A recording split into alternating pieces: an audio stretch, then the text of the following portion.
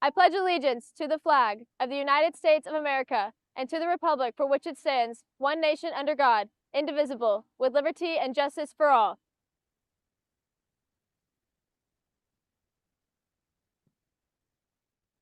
On my honor, I will do my best to do my duty to God and my country and to obey the Scout law, to help other people at all times, to keep myself physically strong, mentally awake, and morally straight. Scout is trustworthy, loyal, helpful, friendly, courteous, kind, obedient, cheerful, thrifty, brave, clean, and reverent. As a Sea Scout, I promise to do my best to guard against water accidents, to know the location and proper use of life-saving devices on every boat I board, to be prepared to render aid to those in need, and to let those less able come first.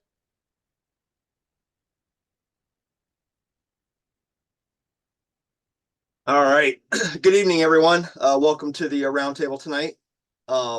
We have a lot of great presenters talking about some great subjects here. Everybody should have an option to be able to post questions in the questions and answers. And I will try to keep up with those as the presenters go through. And then at the end of their presentation, I'll go through the questions and get those answered for you. If I ignore a question, we will try to get to it as soon as possible. All right, so up first tonight we have Evan Nazareth with the National Quarterdeck update. So hello everyone. So the National Quarterdeck has been really busy going into 2024. We helped to support the National Virtual Sea Scout Academy out of Capital Area Council, and all of the Quarterdeck members led presentations and did trainings for that along with other Sea Scouts and staff members. We had over 200 registered participants, and there was a lot of engagement with that, and there will likely be another one coming up next year or a year after that. We had there were members of the NQD who went to Winterfest, which is a large gathering of venture Sea Scouts and explorers up in Gatlinburg, Tennessee, and the NQD had a great time there. I helped out with the opening and closing shows, and the NQD helped out with a bunch of the live streams, trainings, and roundtable discussions throughout the event. And it was a great opportunity to have all of our older youth programs come together. And that event will be happening again next year. I think it's February 7th to the 9th of 2025. So be sure to check that out if you're in that area. AIM, which is a Coast Guard program, which is meant to engage and introduce Sea Scouts and members of who are interested into the Coast Guard Academy, into that program. The applications for that are due March 24th. I'll send a link with all the applications I'm about to mention in a second, which have a lot more details on these programs. We also have Barked Eagle applications, which is the America's largest tall ship, which is through the Coast Guard Auxiliary and the Coast Guard. That I've sailed on that ship before. It's great. It's a 295-foot ship, and you have a great opportunity to join a bunch of other Sea Scouts and the Coast Guard cadets to be integrated with them and learn about various activities on the boat. When throughout my time on the Eagle, we got to learn how to use a fire hose, do different watches, learn how to make baggy wrinkle, which helps protect the lines, and just have a great time. We also got to hang out in the bowsprit, which is the net of the boat. So it's a great opportunity to just be on the water. We saw a bunch of whales. And yeah, great experience. So be sure to apply if you can. Applications for the National Quarterdeck, which is our youth leadership team of Sea Scouts, are due March 31st for National Bosun's Mate applications and National Sea Scout support leads.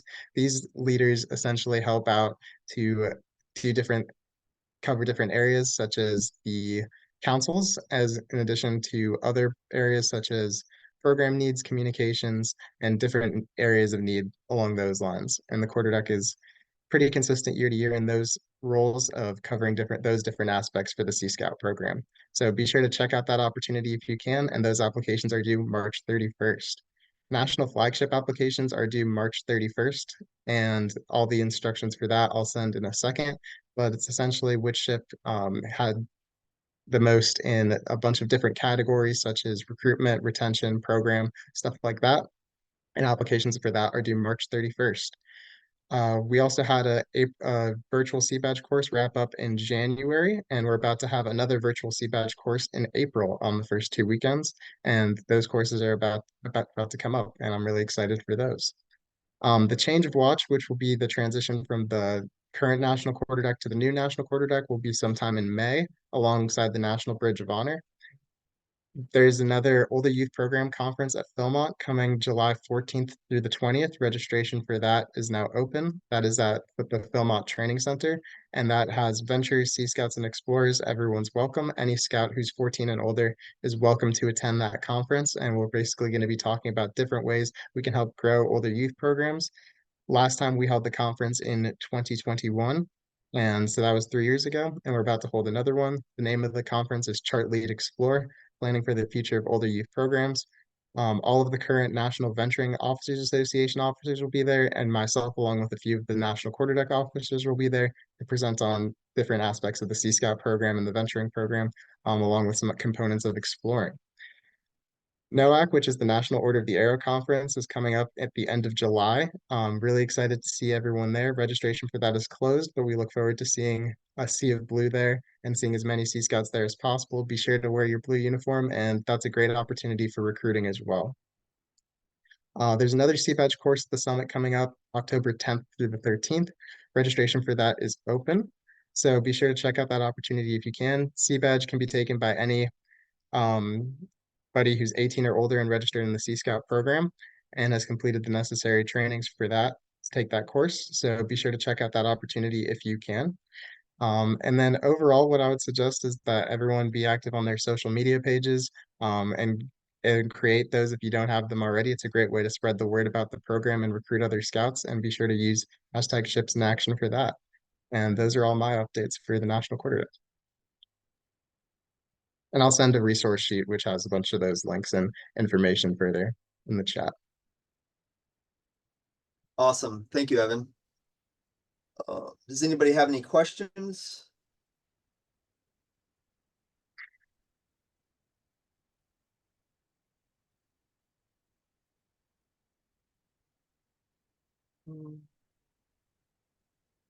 All right, moving on. Up next, we have Brent Pete talking about high adventure. Awesome. Thank you very much, Sean. So high adventure and sea scouting is a diverse topic. So I'm going to just cover a few different forms that it takes and a couple of different things that it can look like. So what is high adventure is my first question. High adventure is different to everyone that you ask.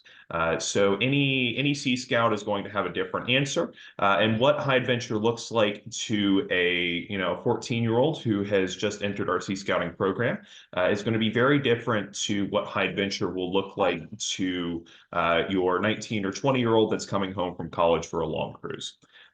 So in scouting, when we say high adventure, we typically mean something that is focused towards older youth. So Sea Scouts checks that box very nicely. It's usually something that is almost purely experiential.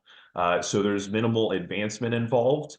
There's maybe a couple rank advancement requirements covered. In Scouts BSA, they might cover a couple of merit badges, but it is almost entirely focused on the experience of the participant. It is a personal challenge. So it's something that is going to allow the person to push their boundaries, to grow, to be challenged, and to experience something new. So that new opportunity is another big factor. So typically high adventure is something that you can't necessarily do locally, something that your unit doesn't typically do. It's going to be an opportunity that a lot of scouts haven't had before. And the final thing that high adventure is expensive. So usually those new opportunities of those big things, those personal challenges are going to cost a lot of money. So it involves both advanced planning and fundraising. So in scouting, there are a lot of different high adventure opportunities. So it is up to your ship and you as to what would work best and what you're looking for. So talk to your ship. Are you looking for a facilitated experience at one of the BSA's national high adventure bases? Or are you looking for a more DIY sort of vibe?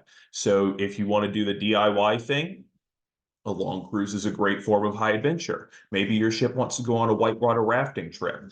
Anything is possible. So talk to your ship and see what will work best for you. Councils have great high adventure opportunities. A lot of councils have high adventure programs at their summer camps. So look into those opportunities and see what might be a good fit for your ship. Individual treks at the national high adventure bases are great ways to get out and experience those things if your ship doesn't necessarily want to go. And I'll talk more about these individual opportunities later on. There are also options to have some provisional units. These are more common at your council high adventure bases and council camps, but the national high adventure bases do still sometimes have some provisional opportunities. The last thing I want to talk about as far as opportunities here is the OA High Adventure Program. So the Order of the Arrow runs high adventure operations at 3 of the 4 national high adventure bases. That's going to be the Summit Vector Reserve, Philmont, and Northern Tier. And these are opportunities to participate in these high adventure programs at a discounted price while you're providing service to the local environment. So for instance, at Northern Tier, it's going to be a 2-week trek. Your first week is going to be service to the national park or the Boundary Waters wilderness area. And then your next week is going to be that high adventure program experience. The first national high adventure base I'm going to talk about here is going to be Philmont. Now, I'm sure all of us have heard about Philmont. It is one of the most popular scouting experiences, and it is certainly worth its popularity. So the Philmont program is centered around backpacking and horseback riding. They typically are formatted into 7, 9, or 12-day treks, and it's an expertly led backcountry experience. So you'll have a ranger assigned to your crew that will teach you how to be safe and have fun in the Philmont wilderness. And then your crew will be sent off onto their trail system to have an amazing time throughout their backcountry camping system. Philmont does have individual programs available. They have some of the most diverse offerings of individual programs of any of the national high adventure bases. They have everything from their Rayado program, which is a 3-week-long individual experience, to their STEM treks, which is going to be focusing on the ecology and the science behind some of the conservation efforts that they have on the ranch. The next high adventure base that I'm going to talk about is going to be Northern Tier.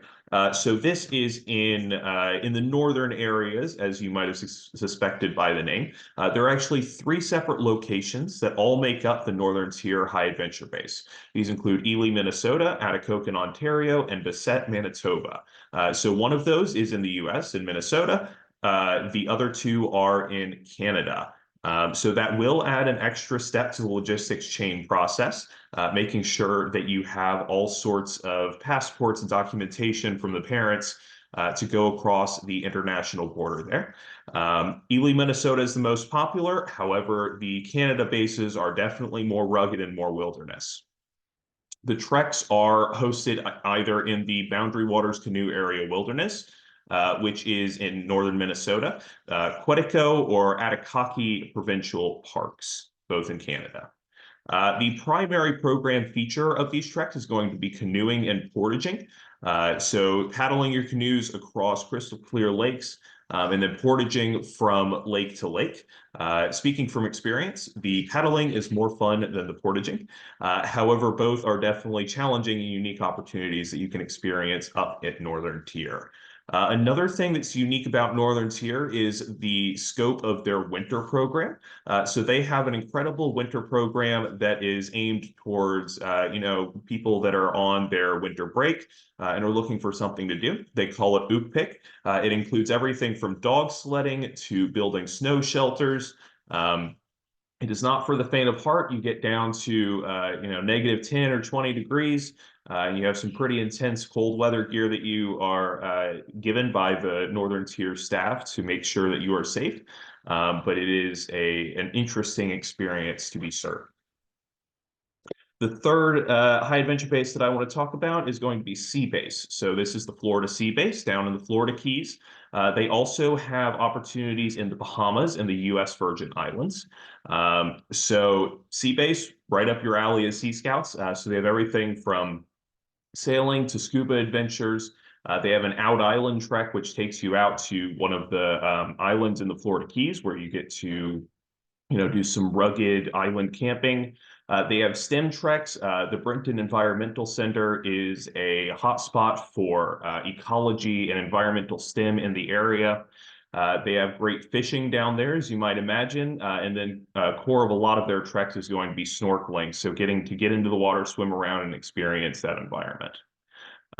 There are no formal individual programs at Seabase for the 2024 season. There is potential for that to change for future summers.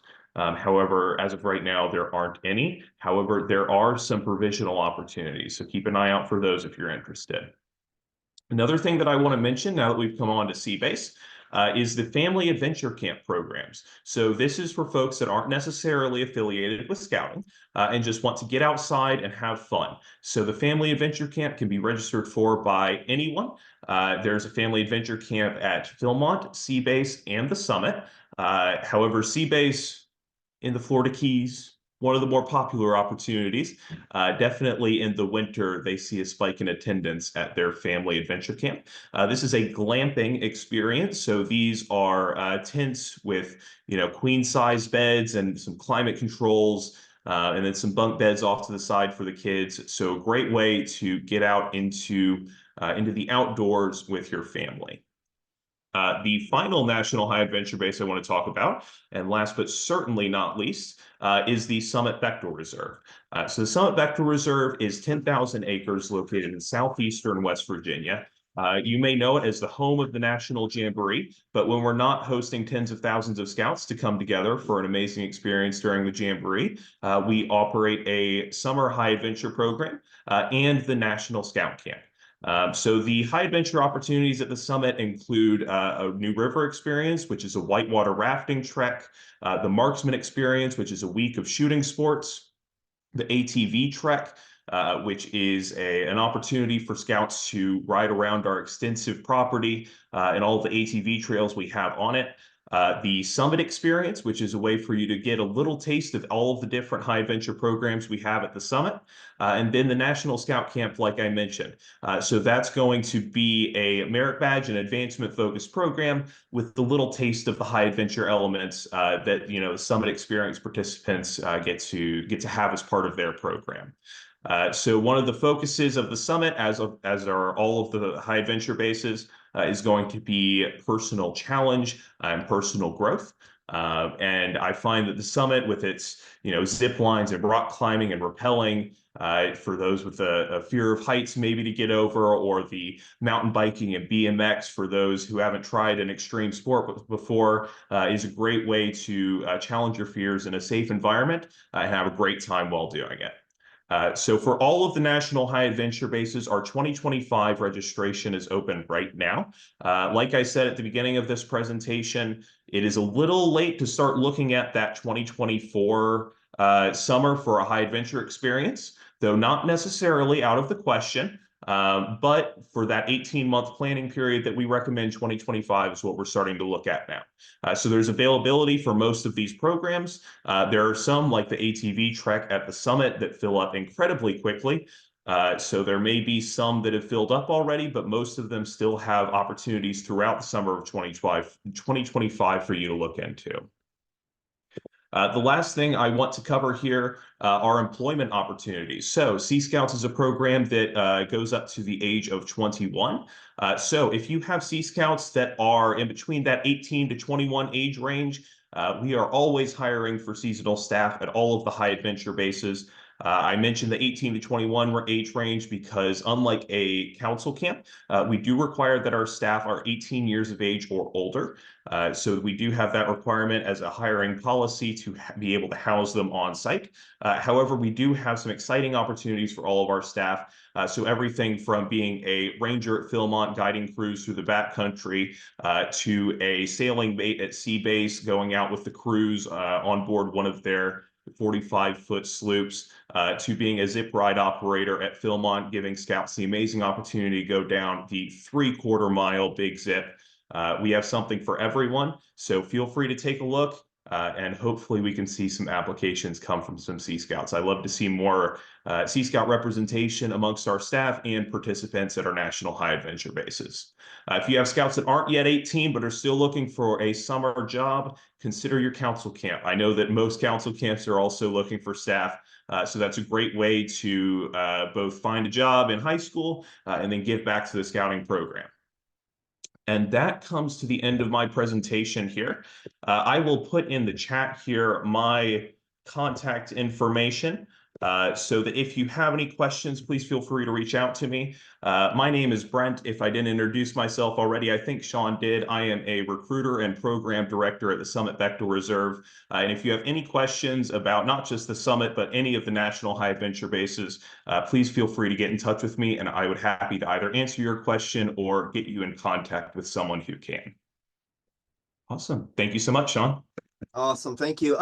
One thing was brought up. Can you talk a little bit about the Triple Crown and Grand Slam awards? Absolutely. So the Triple Crown and Grand Slam Awards are two awards that are organized and run by the Charles L. Summers Alumni Association, which is the Alumni Association for Northern Tier staff. So the award was created back before the summit existed. So that's where the Triple Crown name comes from, was for a scout that has completed, a scout or scouter who has completed the trek at Philmont, Northern Tier, and Sea Base. When the summit was built and started its own high adventure program, they introduced the Grand Slam Award for someone who has completed treks at all four of the bases. Now, there is a qualification I want to put in there. The Grand Slam and Triple Crown have certain treks that they do not include from the high adventure bases. So, for instance, the Summit Bechtel Reserve has the most restrictions on it. The national or world jamborees do not count. Participating in NAIL does not count, and participating in a national scout camp program at the summit does not count. So it has to be one of the high adventure treks at the summit.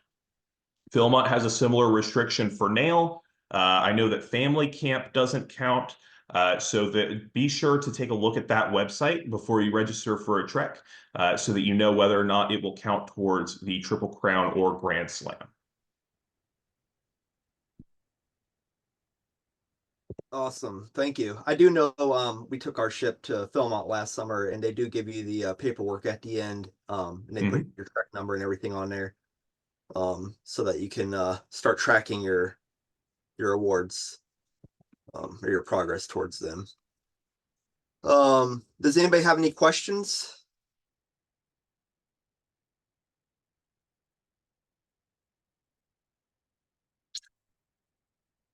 All right, thank you, Brent. That was a lot of amazing information. Thank you, Sean. Up next, we have Sydney Wheeler talking about NYLT and Leadership Academy. Thank you, Sean. I'm going to share my screen here, if I'm able to. I have a slideshow.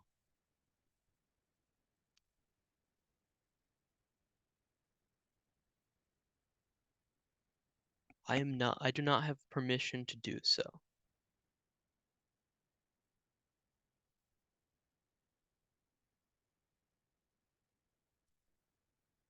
Try now. Ah, there we go.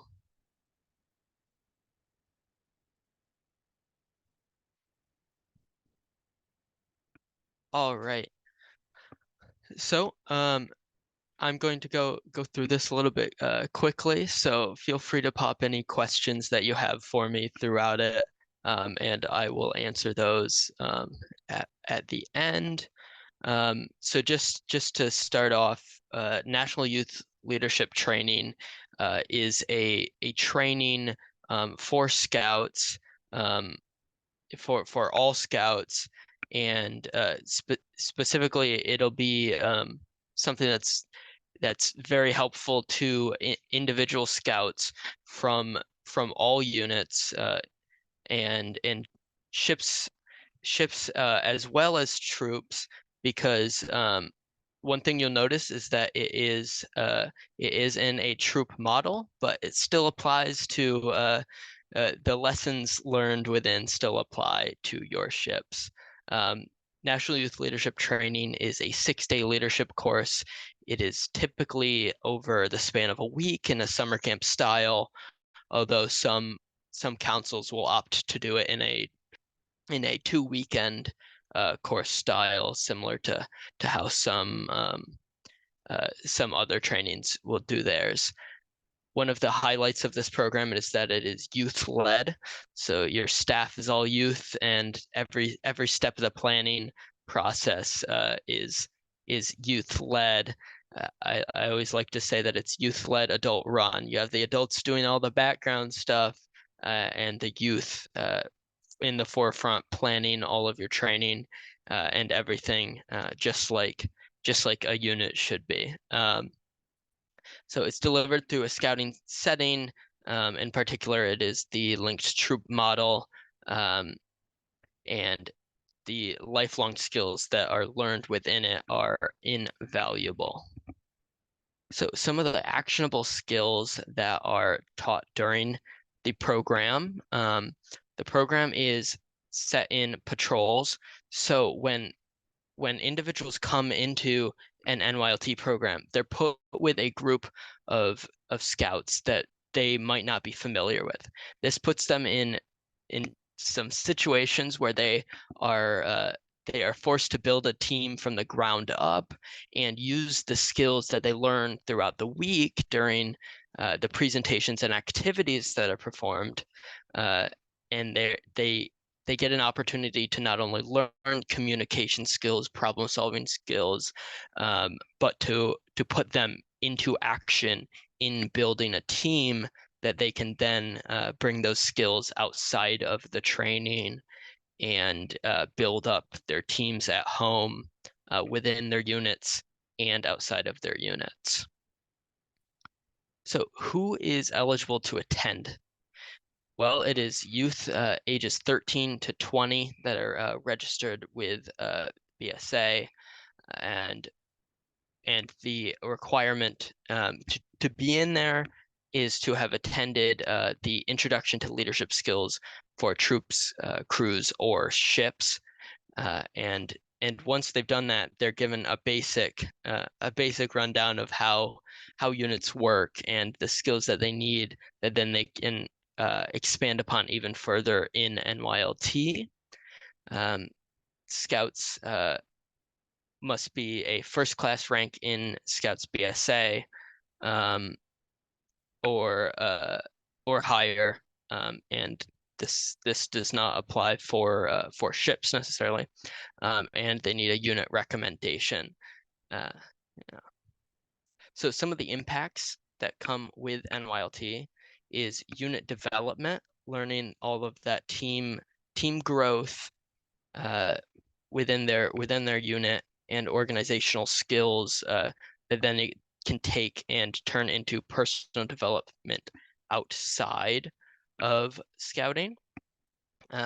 Some of the new connections, they'll have an opportunity to be surrounded by individual scouts that they might not have known before they went to this camp, and it's kind of fun to look at it afterwards and see the bonds that have grown within only 6 days and the lasting memories that come out of it, because I've seen scouts that go in and with like no confidence, and they come out and they have a bunch of new friends, and they're confident in their ability to solve problems and to tackle situations that they might have already been surrounded by, but now they have a new perspective of.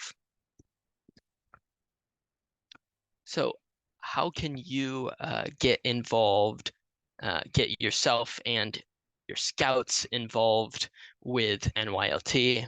Well, the first step I recommend is to check if your home council has an NYLT course. And if they do, volunteer to help out with it, sign up to go, and really ask them about it, because every council will have a different place they're doing it, in a different setting they're doing it, and it can really change in that sense from council to council. If your council does not have one, well, that's a perfect opportunity to look at the surrounding councils, see if they do, and maybe that's an opportunity for you to send some scouts, get them trained up, and start a course back home. And all of those resources on finding them will be a good opportunity to reach out to the council training chairs, or to those involved with training in your council. And there are resources available. There are resources available online on BSA website about NYLT, and kind of some of the more details about that. The second course that I'll be talking about is NYLT Leadership Academy. The Leadership Academy is a step after NYLT. So once scouts have attended NYLT, they are eligible to go to a number of courses. Particularly, there's NAIL and there's Leadership Academy. They are separate. Just I always get questions about that. So they're a little bit different, similar locations, although slightly different. So I'll be talking about Leadership Academy. So Leadership Academy is a course that is designed to build outstanding presenters, establish skilled evaluators, teach NYLT skills in more depth, and create model leaders.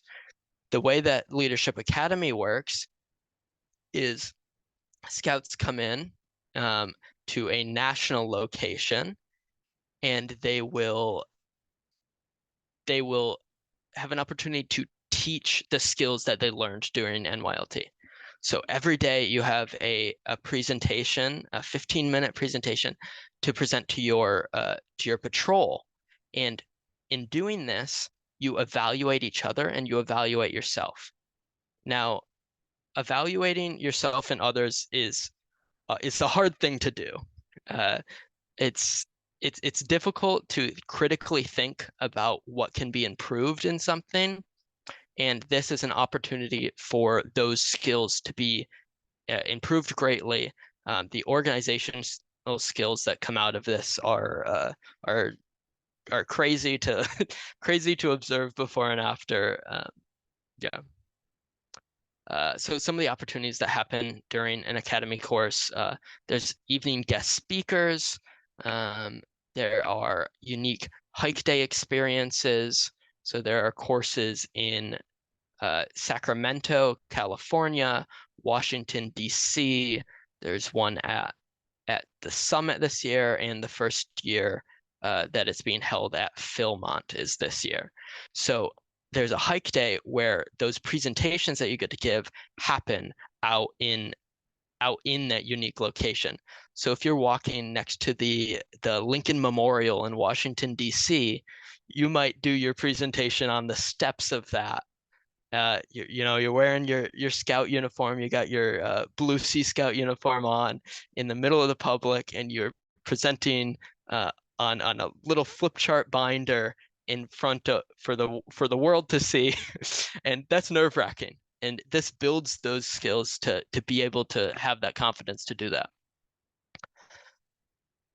So the qualifications that a participant needs to go to academy, well, they'll need to have completed National Youth Leadership Training, be a first class rank or above, or a Sea Scout adventurer, be 13 years old and not completed 8th grade, but not yet 21 as the requirements for BSA, and a willingness to acquire and implement NYLT Leadership Academy skills. So Leadership Academy is the first BSA Scout Camp to offer a college credit. You can opt in for $25 and get a credit through West Virginia University by just attending and doing an additional reading per night. And I always think that's cool because not only are you attending scout camp, but you're setting yourself up for the future in doing so. So the locations for this summer are Sacramento, California, the Summit Bechtel Reserve in West Virginia, Washington, D.C., which is where the program started. There's like a Capitol tour sometimes, and sometimes you get spoken to by senators or representatives. So that's always cool. And this year is the first year that there's a camp at Philmont Scout Ranch. I'll actually be the SPL there, so if you send anyone there, they'll be able to see me and have a familiar face. So getting involved, I highly encourage you to visit the NYLT Leadership Academy.org and to look at the scholarship opportunities there, because if your council hasn't sent someone before, you can actually, if you send one scout, get another scout paid for to go.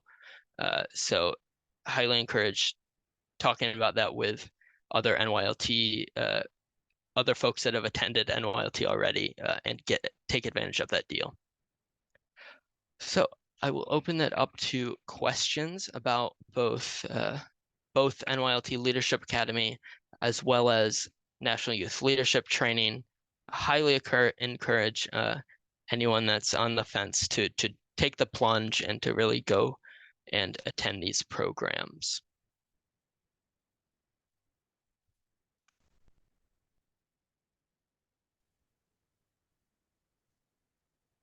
All right, not seeing any questions coming up. All right. Yes. Thank you, everyone.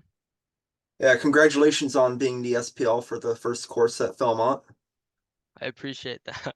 We'll have a lot of I'm fun very there. excited. It's an amazing place.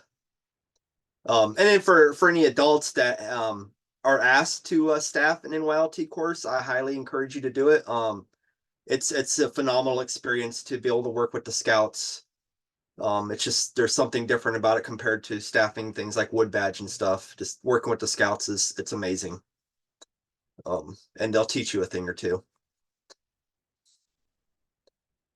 All right, thank you, Sydney. All right, up next we have Evan coming back again to talk about the other option once you complete NYLT, going to NAIL. Hello, everyone. 1 second.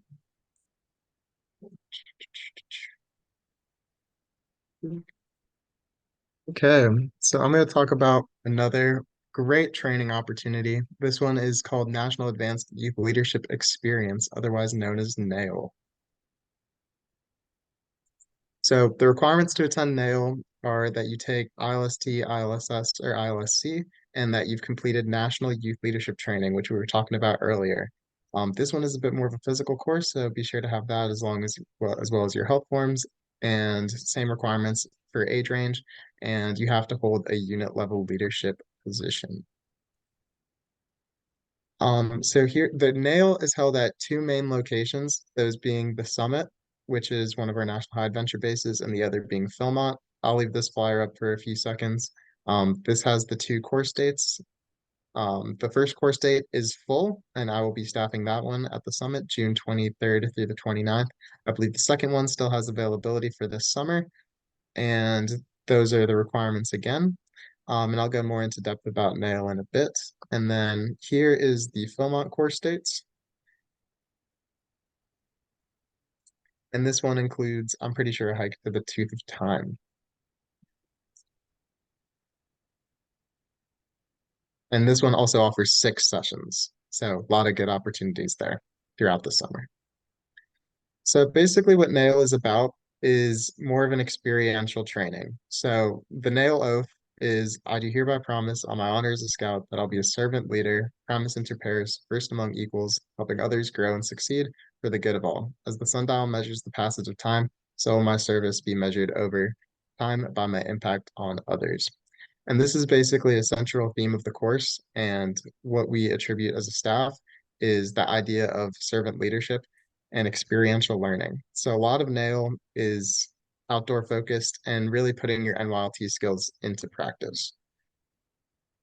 So I took my NAIL at the summit in 2020. So that's why everyone's social distance over there on the field. I'm in the back, very tiny underneath the B. Um, and yeah, basically our course, I was looking at what I could do around 2020. Originally had a bunch of plans, but as we all know, pandemic shut everything down. So I was looking into what else there was within scouting, and I saw that there was a NAIL course being offered at the summit over the summer. This course got moved from Philmont. One cool thing about the course patch for that year is it had the Philmont bull and the Summit bear on the patch, and it was a pretty unique patch for that year. So that was pretty cool. Another thing about NAIL is it's more focused on being crew centered. So each group is called the crew instead of a patrol. My crew's name was Erskine. I'm pretty sure the names for the crews are based off of like famous people who made contributions to that area. And then another, so basically, as I was kind of talking about earlier, NAIL focuses a lot on outdoor adventure skills. So they cover different things such as search and rescue, geocaching, wilderness first aid, and really putting those skills into practice. It also features a lot of different challenge activities to really get the participants going and engaged. So a lot less of the NYLT classroom leadership style and more focused on actually going out and doing fun things and being engaged with them. The BNYLT portion of that is stands for Beyond NYLT. And basically, we have sessions every day throughout the course focused on delving deeper into the lessons we talked about through NYLT, such as the stages of team development, who they are as individuals, servant leadership, different topics like that. And one thing that I really appreciate about this course is the depth into reflection. And I'll get into that a little more later on. And then they also have an outpost day where you go out to a different area. I think this year, historically, NAIL is held in Base Camp Echo, and they outpost out to a different area. This year, I'm pretty sure we'll be in Base Camp Charlie, and our outpost will be in Bravo. So one cool thing about NAIL is it has a thing called like the Commitment to Leadership Award or your NAIL commitment or something along those lines. And basically what that means is when you complete your NAIL course, you get a standard patch, which is the one in the center, which has a normal white border. And then if you choose to throughout the course, you're basically making a commitment and a vision statement for what you want to achieve. And if you actually go through and fulfill something along those lines, I think for mine, when I was looking at it a little bit ago, I put down like my vision, my goals, and what knowledge I learned from NAIL and how it could be applied. And you basically, if you go through and fulfill on that commitment, you can earn your gold border patch by filling out an application and submitting it to your course director. And it's a pretty cool exclusive award that you can get from the course and wear proudly. And yeah, that's a little bit about the gold border patch. Pretty rare achievement. So why you should go to NAIL. So as I was saying, it's offered at Summit and Philmont. Obviously there's the goodies, which is the Commitment to Leadership Award, and then I can go back for a second. There's also the belt and the belt buckle. And on the back of the belt buckle, it has the NAIL oath, which is a pretty cool thing. But I would say the most important thing is probably these last four that stood out to me about my course, which is that this course is a national course. So you get to meet different scouts from across the country and you get to meet a lot more dedicated people who are just interested in scouting as you are. Because they've gone beyond NYLT and really want to take the step further. They're older, they're more mature, and they want to take that step. And that's one thing that really connected me with my group. And I would say out of my crew, I've seen about three or four of them pretty consistently, even after course. One of them goes to my college now. I ran into one of them at Philmont and NOAC and some other events. So it's a great way just to stay connected and meet other scouters as well. And then it's a lot more experience based. It will challenge you. And I would say it's definitely worth it. I kind of compare it to your ordeal in Brotherhood, in the Order of the Arrow. Your ordeal challenging. And I would say that's kind of similar to NYLT, but your brotherhood kind of explains what the meaning behind that is. And I would say that's essentially what NAIL helps to do, is explain those connections and ties and really put them into practice. Going back to that reflection piece, I would say the main thing I took away from the course is it has a lot of dedicated journaling time where every single day you're set to just take your time in your own space and note what you want to improve, know what was happening in your day. And it really just is a lot of time dedicated to just that. And that's one of the big takeaways I took from this course and is a very valuable leadership lesson in general. Here are the 2 links to register. I can also put these in chat in a second. And yeah, and so the Philmont one is through the PTC website. Kind of going back to what I was talking about earlier, there will be another Older Youth Program Conference at Philmont. Here's the flyer for that. And I can send the registration for that after this. But for those who missed it earlier, there's going to be another Older Youth Program Conference at Philmont focused on increasing the involvement of venturing, Sea Scouts, and exploring. So if you want to come and meet other venturers, Sea Scouts, and explorers and learn how to build up your councils, build up your units, and learn about the other Older Youth programs we have, you can sign up using that registration link. It'll be July 14th to the 20th, and it's going to be a really fun time. And I look forward and hope to see some of you there. Cool. And then here's my contact information. Does anyone have any questions?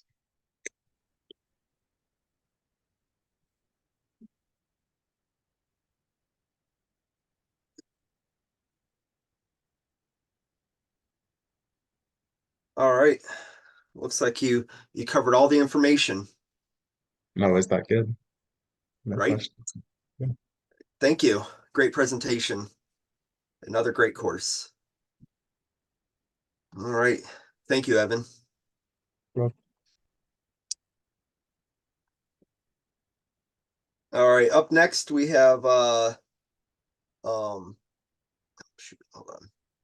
Up next, we have Charles Worcester to talk about uniforming. Let's see here. Slides here. For you. Oops.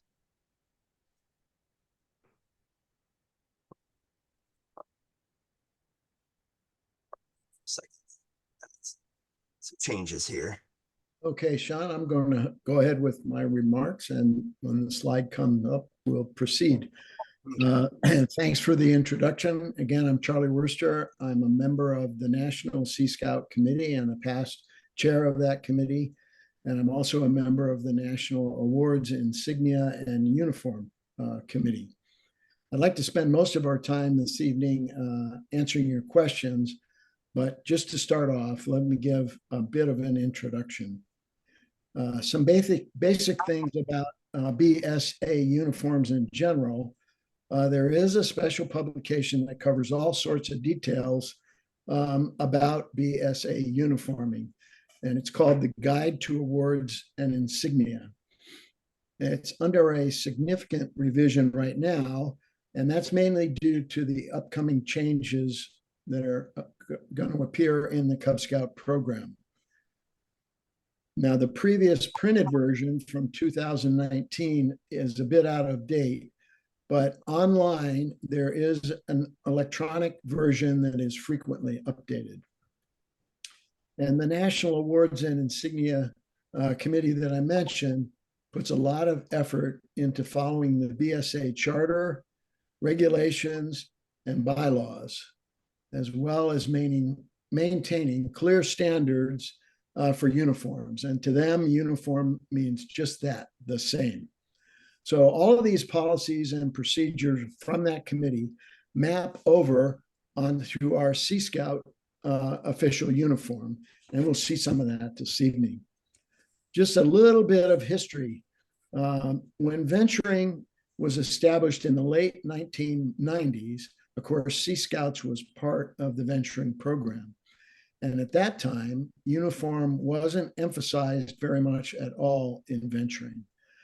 Soon afterwards, however, the National Sea Scout Committee established some uniforming standards that were strongly recommended for all Sea Scout ships and were required for events such as the Jamboree, international regattas, and national level trainings. The main youth version of that uniform was based on the white Navy crackerjack uniform, and that had been used before both in Sea Scouts and at sea exploring. In 2011, which was the year before the Sea Scout Centennial, the National Sea Scout Committee tasked the National Director and the National Committee Chair to come up with a uniform that was simple, easily obtained, and looked more like a Scout uniform. The result was the New Century Universal Uniform, which we now call the official Sea Scout uniform. There is an article on the Sea Scout website that gives a lot more history about this uniform transition. So if you're interested, there is a web-based link that's included in the last slide in this presentation. Now, as we're looking at the slide tonight, we can see that the new uniform met all the criteria for the National Sea Scout Committee, and it was quickly adopted. Many Sea Scout units transitioned to the new uniform over the next few years. This transition was truly optional at first, and then was adopted as mandatory by the National Sea Scout Committee several years later. The official Sea Scout uniform is now shown as the only official uniform in the online version of the Sea Scout manual and in other Sea Scout media. Now, as we continue to look at the first slide here, everything about the uniform looks familiar to our Land Scout siblings, except, of course, the optional and unique tar flap neckerchief. However, looking at the front, back, and sleeves, this is clearly a Sea Scout uniform. Slide 2, please. These next 2 slides show the placement of insignia on the official Sea Scout uniform. There are a few Sea Scout unique insignia shown here, but again, this all looks very familiar to our venturing and Land Scout compatriots. And similarly on slide 3, that shows the pockets. Now, as we look forward to answering questions, let's go ahead and wrap up by reminding ourselves that part of our role as youth and adult leaders is to model the standards of scouting. And that includes proper wear of a neat, clean, and standard official uniform. And we'll switch over to slide 4 so you can find some of these links. And I'm going to ask somebody to put those in the chat for us as well. And let's go ahead with any questions that have come up in the chat.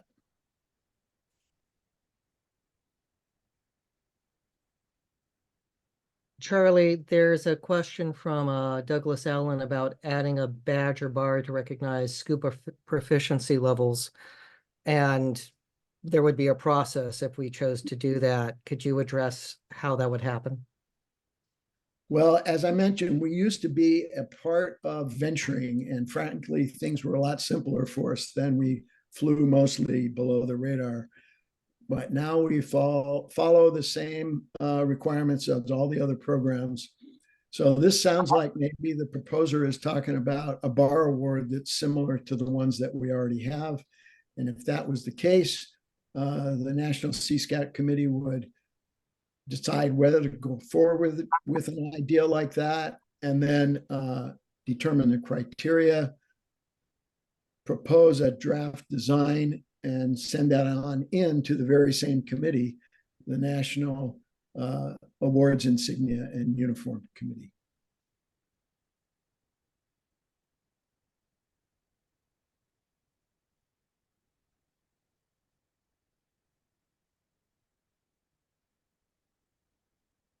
So question in chat, our local council scout shop does not carry any Sea Scout insignia or uniforms. Where can we get the uniforms and insignia? Would you like to cover that, Charlie? Yes, certainly. Unlike the other programs, the National Supply System does not provide the garments themselves that we use in the Sea Scout program. The simplest version to use is to use the dark navy Dickies shirt like I'm wearing right now, and the matching trousers. They come in all different sizes, as well as garments for men and women. And then National Supply does take care of everything else, the neckerchiefs, the hat, all the insignia and badges, the belt, and so on. A lot of the local scout shops don't try to stock all of that because they may have only a few Sea Scout units, but National Supply can provide all that. And sometimes units make a consolidated order to save on the shipping. And I would add, as a skipper, I've ordered a lot from National Supply, and they're very fast in shipping, like 2 or 3 days from the East Coast to California. There's another question about placement, and it's about where the marksmanship badges should go. Where can the marksmanship badges are pinned above the pocket, similar to other medals. And one other thing about ordering, if your local scout shop doesn't carry the Sea Scout items or doesn't have the one you want, you can place an order through them. And my own experience with my scout shop has been that they arrange for free shipping to my home address.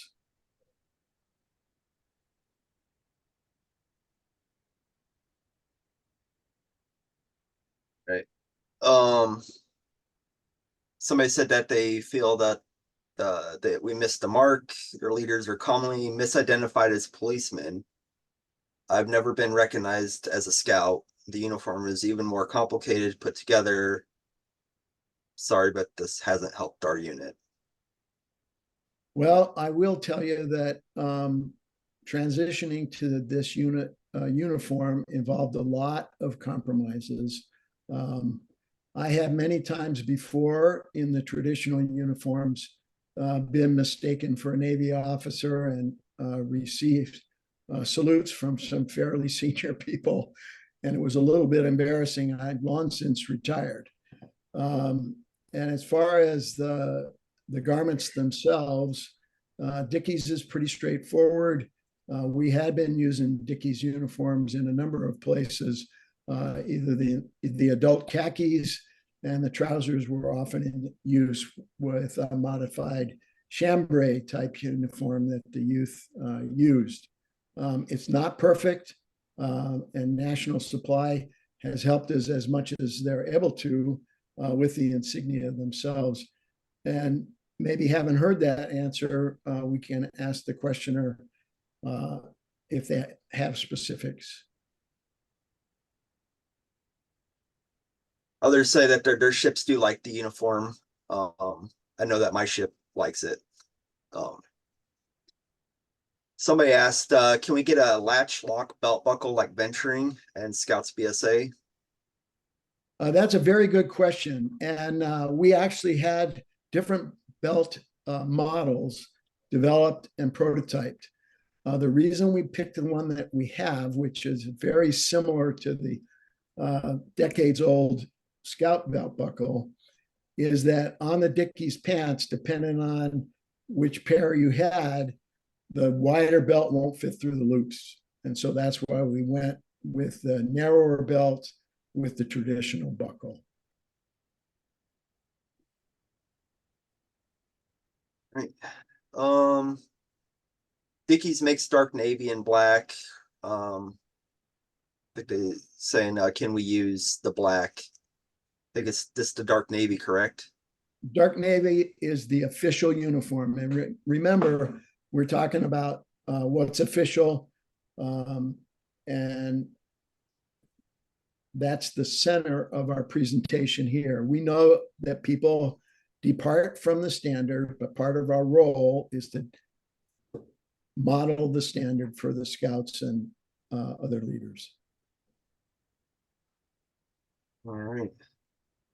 And a few others saying that they love the uniform.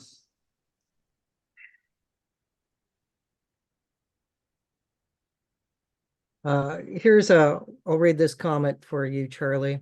I had similar experiences with both the Scouts BSA and venturing uniforms, where people have mistaken me for park rangers, etc. I think they did hit the mark with the new uniform, and many more people can access them without needing find military surplus uniforms. Okay, well, thanks for that comment.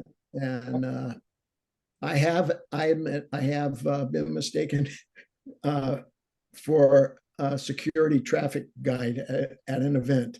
So there's pluses and minuses to this. And the committee did make a big compromise to try to figure it out.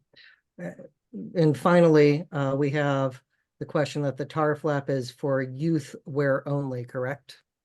Yes, that's the standard set by the National Committee. And of course, prior to the transition, only the youth wore uniforms that had those tar flaps. So a couple more questions. One is, please comment wearing dark blue shorts with a Sea Scout uniform. That's in the manual. And then a request, I would like to see a quartermaster neckerchief like Eagle. How could we get this done? That there are custom neckerchiefs that can be done, but we can discuss that on the National Committee on how to pull that off.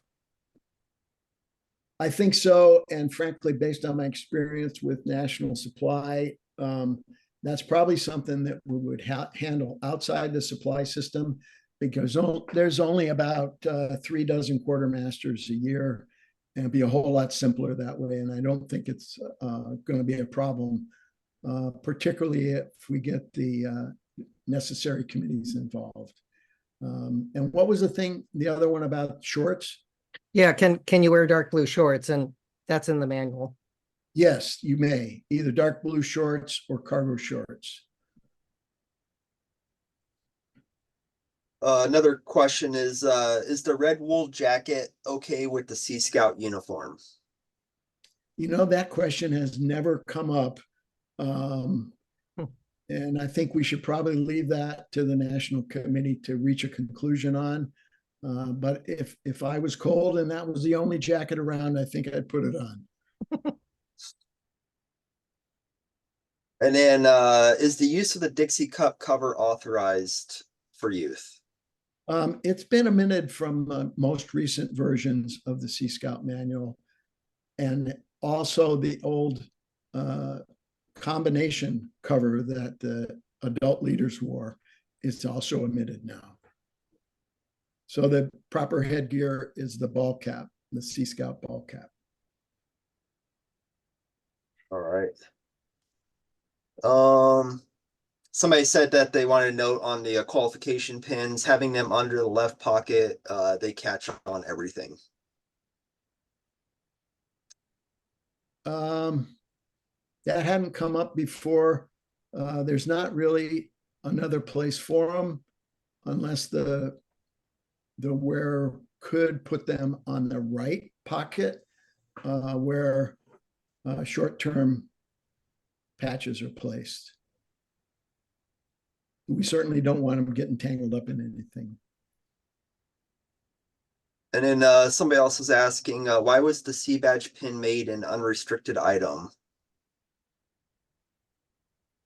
I could take that one if you want, Charlie, because that happened on Okay, my thanks, watch. TW. I don't happen to know the answer to that one. So that was made because course director after course director was having trouble with National Supply and their scout shop being able to order the pins. And we really didn't think there was that big of a stolen valor problem with people buying a C badge pin that didn't weren't authorized to get one. So the simplest way to solve that was to just make it possible for people to buy them if they need them. And no, there's no chance of a gold one for staffers.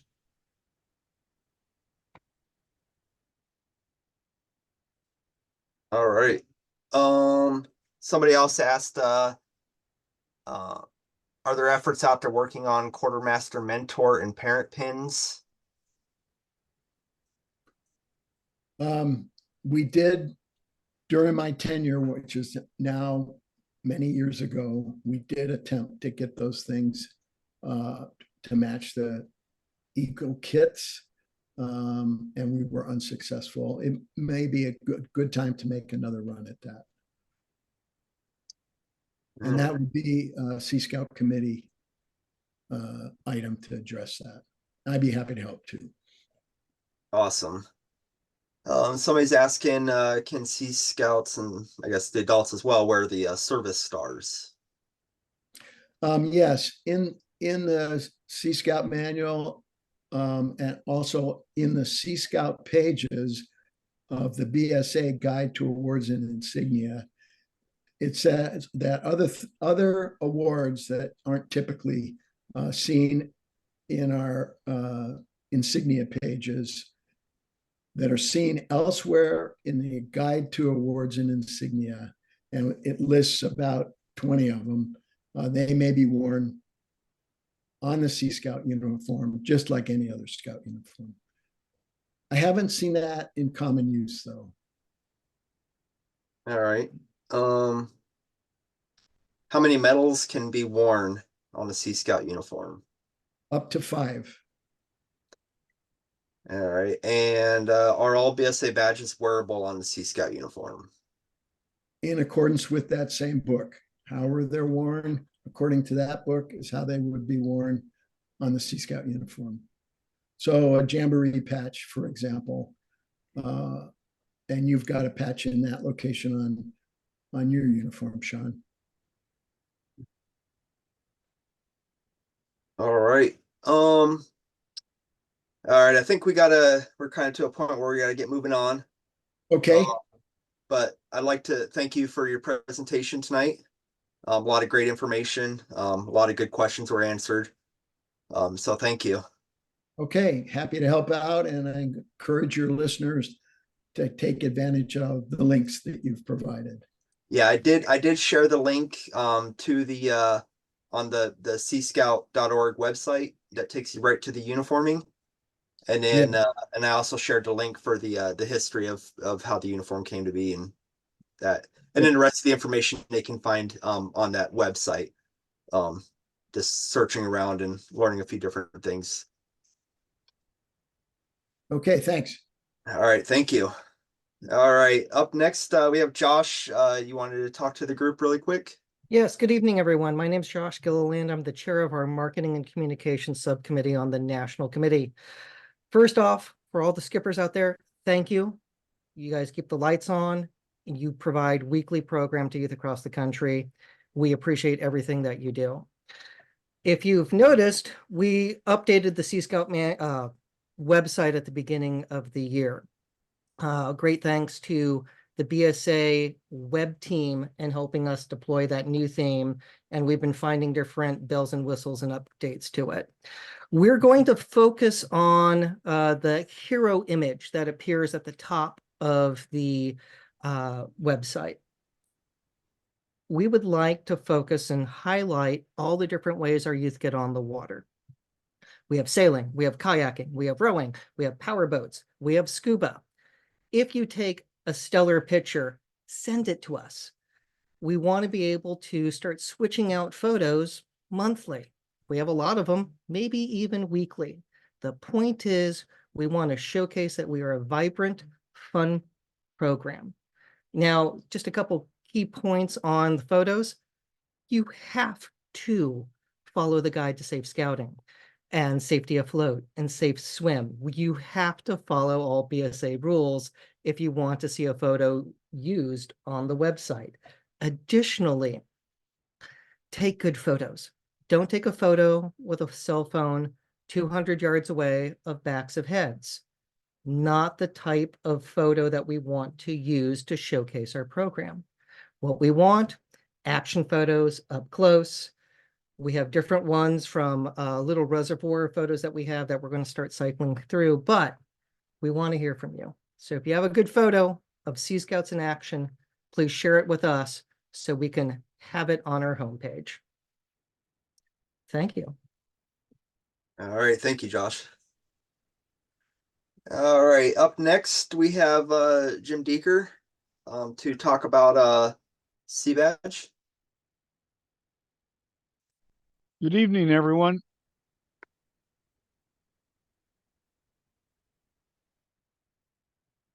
And I believe I am now sharing. You are. Okay, state of Sea Badge as of today. We have had one course so far this year in 2024, and that was a Zoom course the last weekend of January and the first weekend of February. Nina Boone was the course director, and I believe, if my memory and my documentation is correct, we had a total of 54 participants for that course. And I'm sure that Nina or Sean can correct me if that figure is incorrect. That's correct. Okay. For upcoming courses, we have C Badge 73 California 2024. Jacques Biard is the course director for that. That course is now underway. The pre-course crew meetings have started and are underway. That course will be conducted by Zoom, and it'll be April 6th and 7th and April 13th through 14th. The other course that we have officially scheduled is back at the summit in person, October 10 through 13, and Emily Newell is the course director for that course. We currently have 5 people already signed up for that course. We expect to fill that course and have another great experience at the summit. That's what we have officially on the books. Unofficially, I can tell you that I am expecting a request for authorization any day from Puerto Rico for another course there. Puerto Rico is growing sea scouting, and they're anxious to have another Sea Badge course in order to do that. And we are really looking forward to that course. That course would be in Spanish in Puerto Rico in person.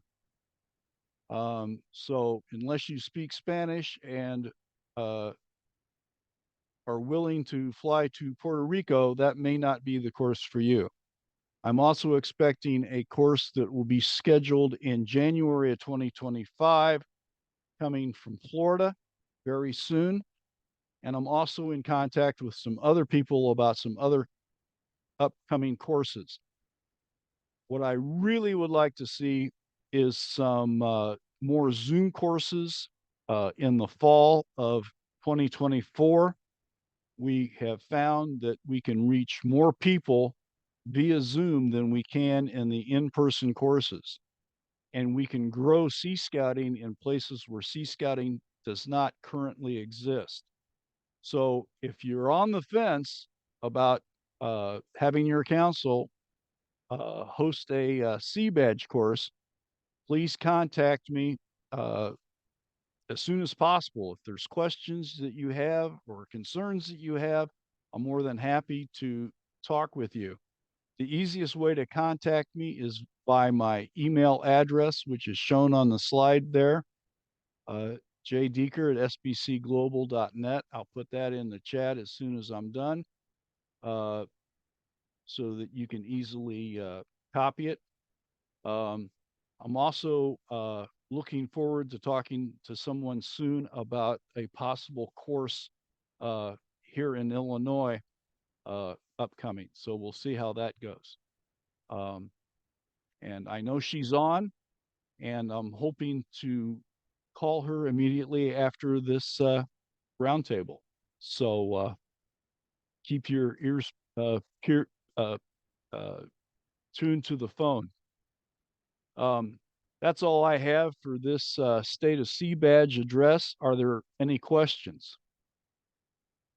We do have a comment that from Skipper Max saying that Sea Badge is terrific, and that's what got their council into the Sea Scout world. Great. We have found that every time we have a Sea Badge course, that we, as a result, we end up with 2 to 3 ships as a result of that Sea Badge course. So it's the best way we have possibly of building Sea Scouts or building new ships available to us. That's why I'm anxious to get some more Zoom courses scheduled because, like I said earlier, that is the way where we can reach scouters in areas where Sea Scouting is a little bit on the sparse side.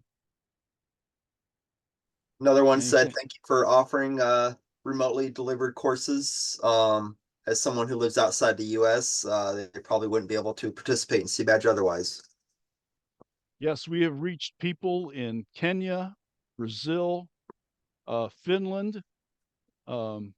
Not that they were necessarily Sea Scouting BSA people, but we're Sea Scouts and interested in seeing what our training was. So we have reached people way beyond the borders of the 50 states. It is an awesome course. Well, all right. Thank you, Jim. thank you for your time. All right, up next, we got our safety moment.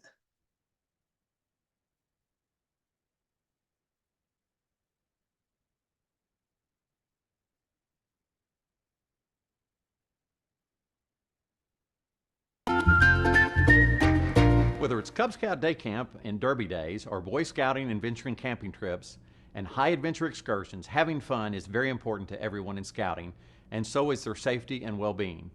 Completing the annual health and medical record is the first step in making sure you have a great Scouting experience. The BSA Annual Health and Medical Record, often known as the medical form or the annual physical, is designed to help ensure that all participants in the Scouting program are healthy enough for the adventure of Scouting. It is not intended to limit participation, but to inform and protect. One thing parents and leaders normally want to know is why the BSA requires a release and a health history of all participants in Scouting events. There are actually 3 key reasons. First, completing a health history promotes health awareness and provides critical information needed to treat someone in the event of an illness or injury. It also provides consent for treatment in the event a participant needs emergency care while traveling away from a parent or guardian. Second, poor health and lack of awareness of risk factors have led to disabling injuries, illnesses, and even fatalities. And third, the annual health and medical record also serves as the tool that enables councils to operate day and resident camps and adhere to BSA and state requirements. Parts A and B should be completed for all participants and Scouting leaders. Part C should be completed by a licensed healthcare provider before the participant attends any Scouting event that is longer than 72 hours, such as a summer camp, trek, or multi-day excursion. The optional High Adventure Risk Advisory, formerly known as Part D, needs to be shared with the examining medical provider during the pre-participation examination to explain known health risks for each of BSA's 4 high adventure bases. Additionally, your council may develop a risk advisory specific to your council camp or other properties or events. To assure privacy, the form should be maintained by a designated leader, carefully stored and used only as needed to provide for planning and rendering care. Medical forms should not be scanned, stored, or sent electronically except as specifically directed for a BSA national event such as the National Jamboree. To keep up with possible changes in health status, the form needs to be updated annually or when a participant's health information changes. Find more tips and resources on AHMRs and other safety moments on the Scouting Safely website at scouting.org.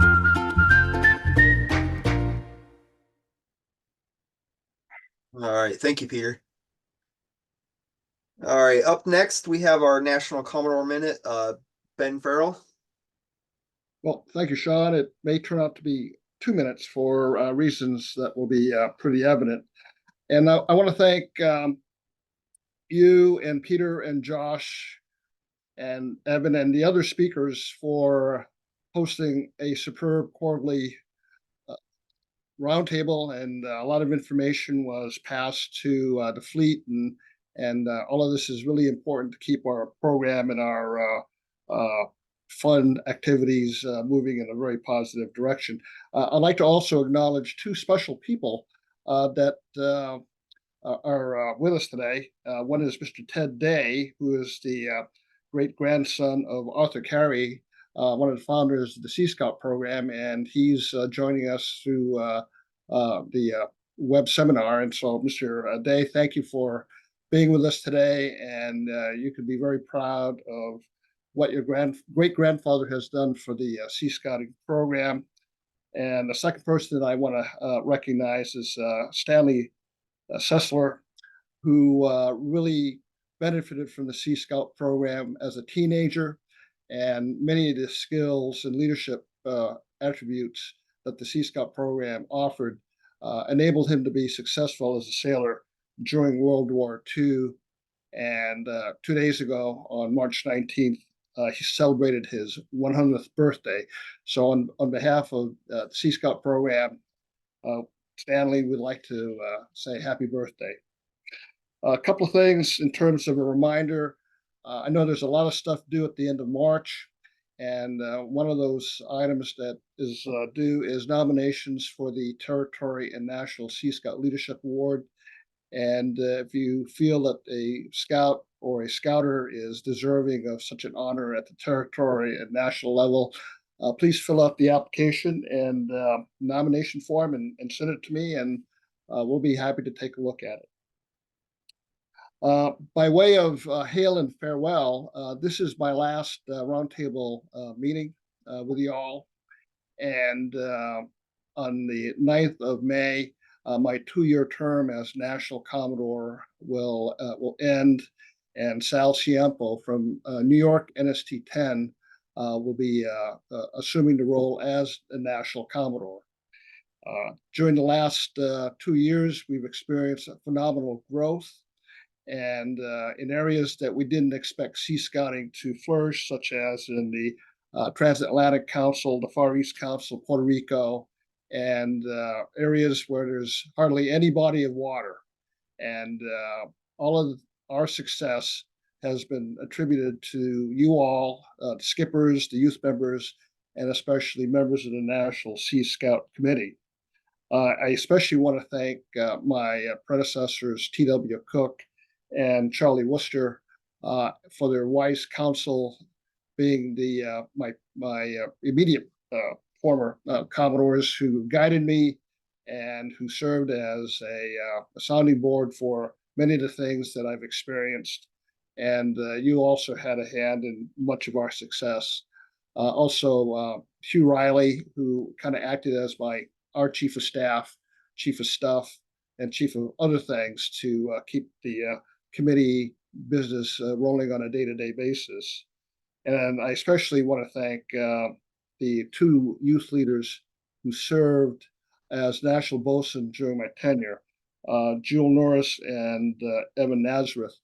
These 2 young, dynamic youth adult leaders really made a difference in our program. They became the face of our excitement, our fun, and what it means to be a Sea Scout in the BSA. So I want to thank you 2 for making my job really enjoyable and fun to watch. And thank you for everything that you've done. And Mr. Sal Ciampo comes from NST 10, from the Theodore Roosevelt Council. I had the pleasure of working with Sal when I was the Northeast Region Commodore. He was one of my area Commodores and a member of the Northeast Region Sea Scout Committee. We've palled around a lot in New England and New York and the Mid-Atlantic and Sea Badge courses and Sea Scouting activities. He is a former council president, Eagle Scout, well decorated to include having been presented the Distinguished Eagle Scout Award and the Silver Buffalo. I was very, very happy and pleased to learn that Sal was going to take over the reins as the National Commodore, as he's more than well qualified.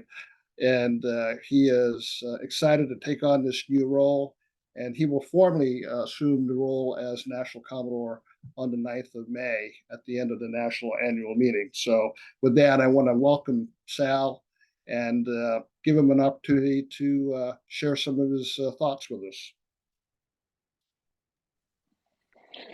Well, I'd first like to thank Ben and all the people who've brought us to this point. You know, we stand on the shoulders of everyone who's come before us.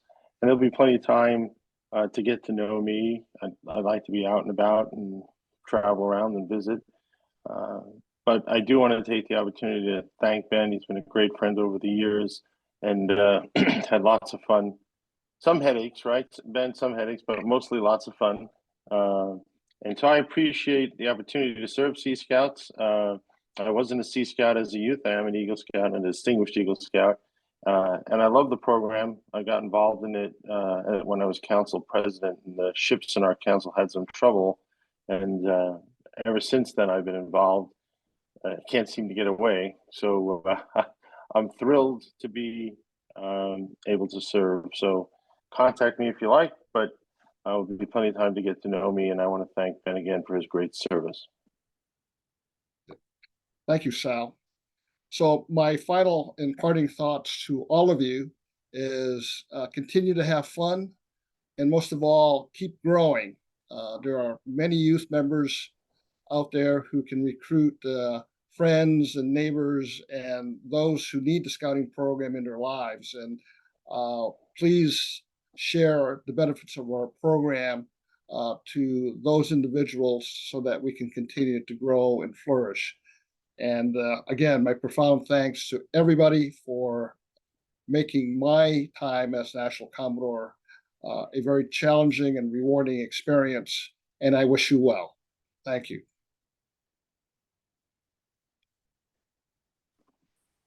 Awesome. Thank you. We did have somebody with their hand up. I'm not sure if they got their question answered.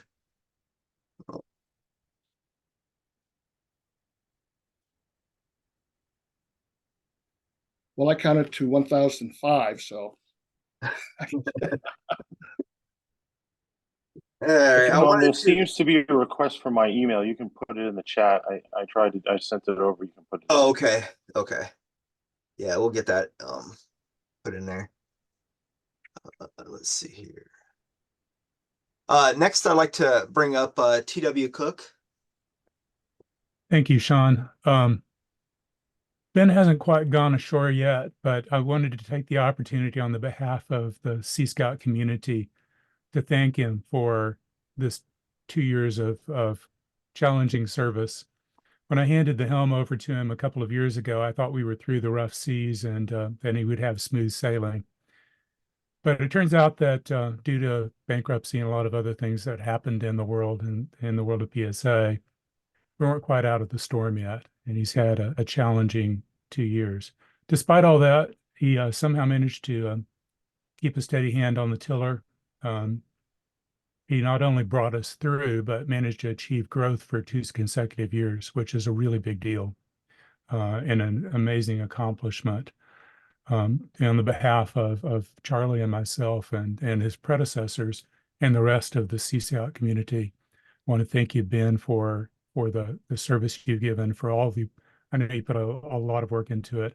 I probably have more idea than most how challenging it has been for you. It's not an easy job, but I think that you've left Sea Scouts or leaving Sea Scouts in great shape, and that Sal has a great launch point to take off on his voyage. So thank you. Thank you, TW, and thank you, Charlie. Appreciate everything that you've done for me and for the program. Well, thank you, Ben. We really appreciate it. Ben, I will be contacting you each year still to remind you about Go Army Beat Navy. It'll be a date.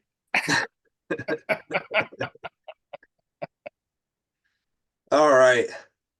And finally, we have our National Bosun's Minute with Evan Nazareth.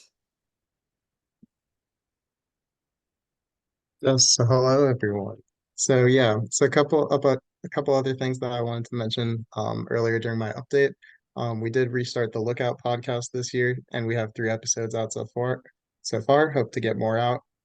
Another thing that we started over the course of this year was having trimester reports. So each covers about 4 months worth of time for the Sea Scout program.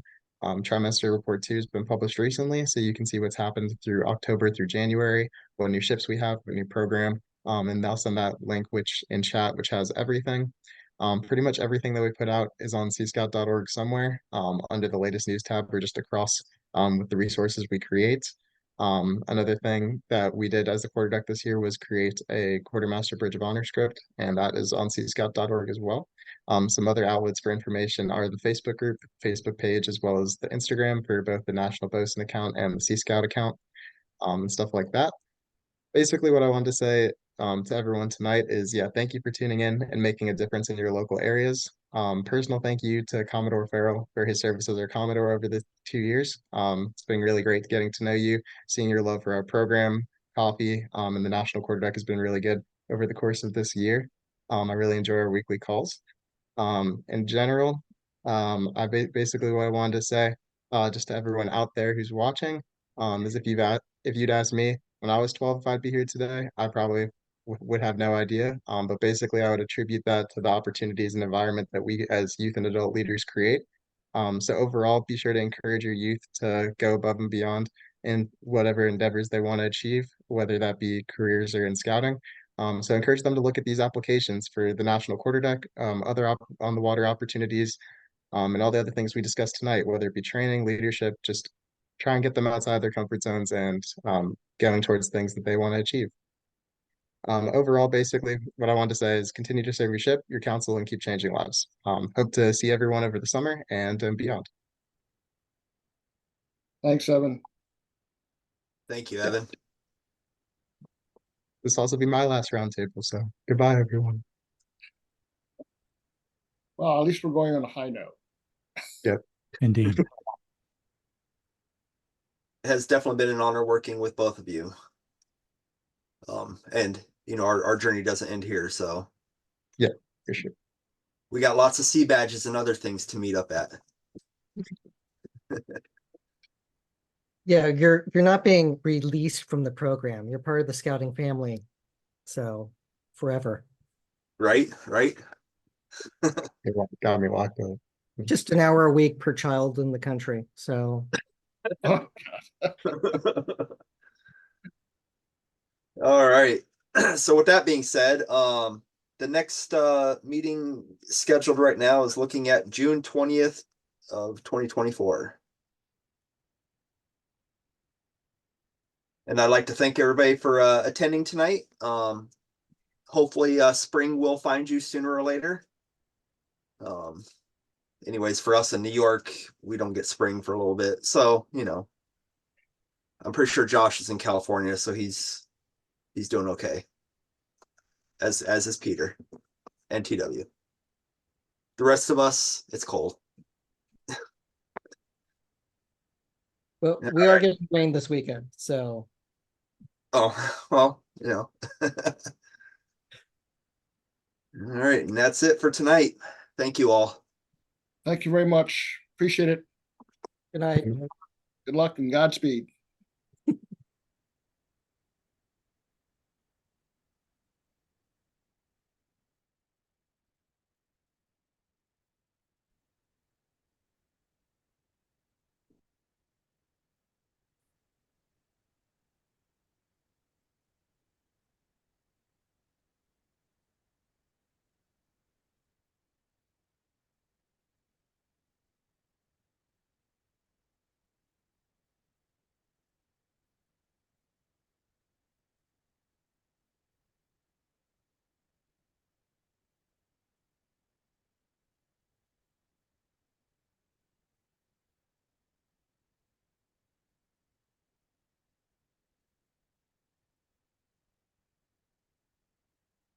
Thank you, Sean. Good job as always. Thank you. Good night, everyone. Good night. Night.